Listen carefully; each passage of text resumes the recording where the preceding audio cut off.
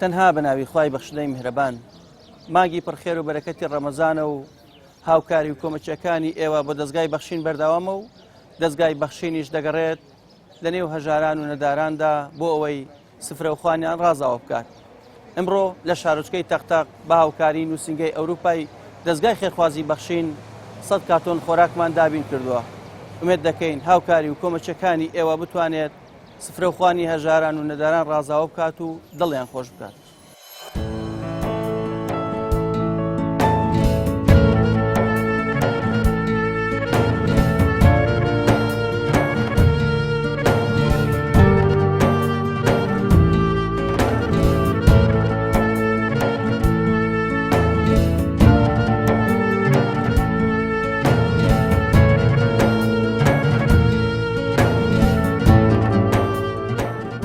سەرەتا بەخێراتی بەخشین دەکەین بۆ ناحیەی تەختەق بەخێر بن سەرچاومان.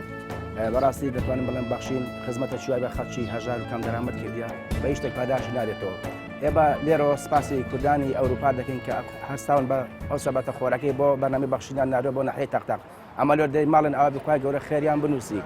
ئێمە وەکو کەمەندامان بەڕاستی لە ژیانێکی زۆر خراپداین. ئێستا چۆن تێرێک لە قەفەس دەکرێتدان و ئاوی نەدرێتەوە کە حکومەت هاوکاریمان ناکە. ئێمە سەحابی مار و مناڵین. ئەگەر هاتوو بەرنامەی بەخشین و کەسێکی تر و هاوڵێتێکی نەبی ئێمە ژیان بەڕێوە ناچی بە ئێمەی کەمەندام. بۆیە ئێمە لێرەوە داوا لە هەموو خەڵکی خێرخوازان دەکەین بە تایبەت ناحیەی تەختەق کە چاک بە کەمەندامانە بخشێنەوە. بەڕاستی من هەروەندە دەرێم ئەگەر خەڵک زەکات دەرکە پێم وایە فەقیر لە ناحیەی تەختەقیش نامینە نەک لە شارەکانی تر. دەورومەندی زۆر باشمانتیایە. بۆیە ئێمە لێرە داواتان لێ دەکەین چاوتان لە کەمەندامان بی، چاوتان لە خەڵکی فەقیر بی، چاوتان لە بێوەژنان بی، چاوتان لەوە نەبی کە هیچ داهاتەشیان نییە. مە لێرە دووبارە مەمنونین کە ئەوانەی کە 250یان کردتە خێر بۆ ناحیەی تەختەق لە ئەوروپا خوا خێریان بنووسی ئەوە بەدەستمان گەیشت. ماڵتانەوابی خێرەکەی ئەوە لە ئەجرەکەی ئەوە لای خوای گەورەیە. زۆر بە خەیاتیم کەناڵاکەم بەخێر بن سەر چاوم کار و کاسبی نەماوە مەعاش نەماوە ژیانی خەڵک زۆر خراپە. ئەم ئەزاقیان نادۆ بۆم خەڵکە ژیانی پێبێتە سەر ئیش و کار و کاسبیمان نەماوە مەعاش نەماوە هیچ نەماوە تێوەی کرێتی بێ هەو هەیت کرێتی بۆ نادرێت کارەبای پارە نییە بێتە کارەبایە کرێ ئاوێ دێت بۆ سەر سێوانە هیچی نەماوە. زۆر زۆر بە خێراتنیە و کەناڵاکەم بەخێرن سەر چاوم ئەم خواردنە لە خشۆنی خۆی لێ بۆ ئەم فەقیر و هەژار و دەراماتە و وا تەوزیعەکەم بەسەن خەڵکیان زۆر بەخێر بن سەر چاوم.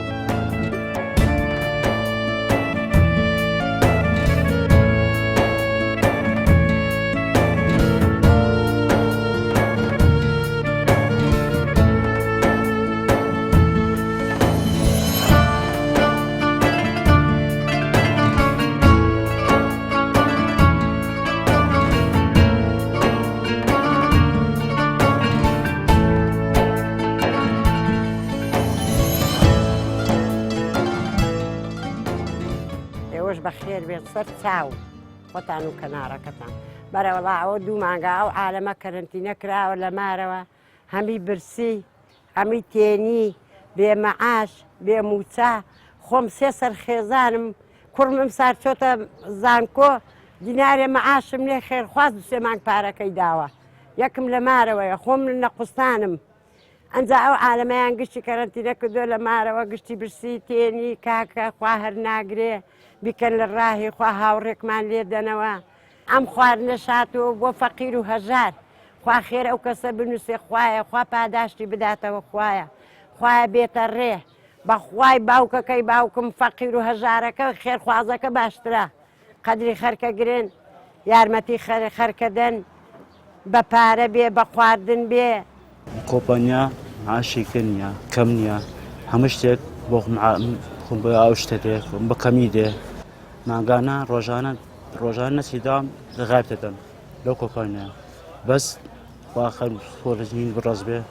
ئەو شەیگتووە دەست خۆشە سپاس دەکەم لە ێشە معاشی وە کۆمپانیا وای نەکردیە ئەویشەکەمان باز کۆرانە زادەیە کۆما هەموو شتێکە هەم پاکەینەوە ئێمە نەکەین خەرک نایکە ماگانە سێ مانگ چوار مانگەی هەن معاش بێ 6 مانگە معاش بێ چاڕێ ئەو مانگەی کەم معاشکە بەگە هەنێکی وەرگێکی وای نەکردیە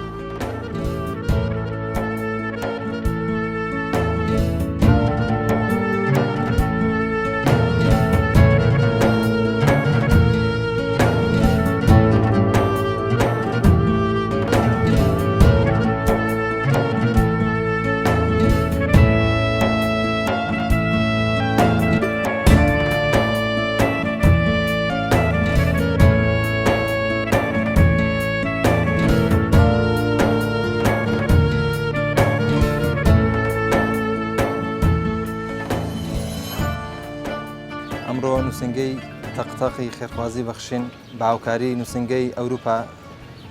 هەڵەستین بە دابشکردنی 100 جێگە خۆراک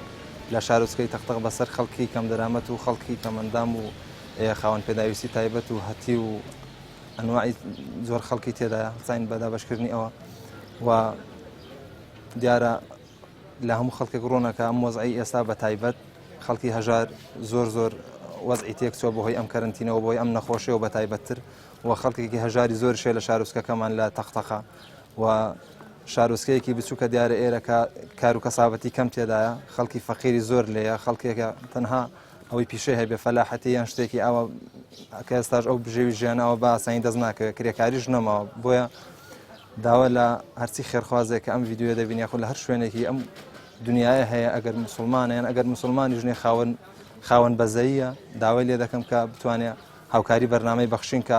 هاوکاری بەرنامەی بەخشین بریتێ لە هاوکاریکردنی ئەم خەڵکە هەژاری کە لێرەیە دەیبینن کە بریتێ لە ئەنواعی خەڵکو و ئەنواع خەڵک لەم شتە ئیسفادە دەکەن دیارە لەم سنوورەی ئەمەیە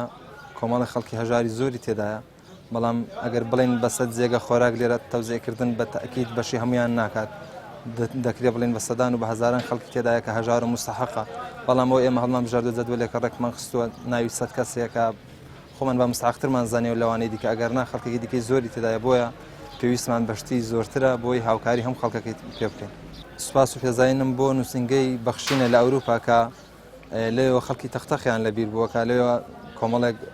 خۆراکی باشیان نردووان 1500 جێگان نردو سەتیان بە تەختەق نردەوە دەستخۆشیان لێ دەکەن هیوادارم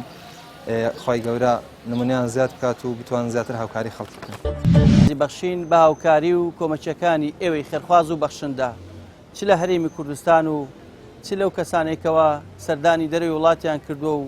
بەڵام هاوکاری و کۆمەچەکان لەوێ کۆکەنەوە ئاراستەی دەستگای خێرخوازی بەخشینی دەکەن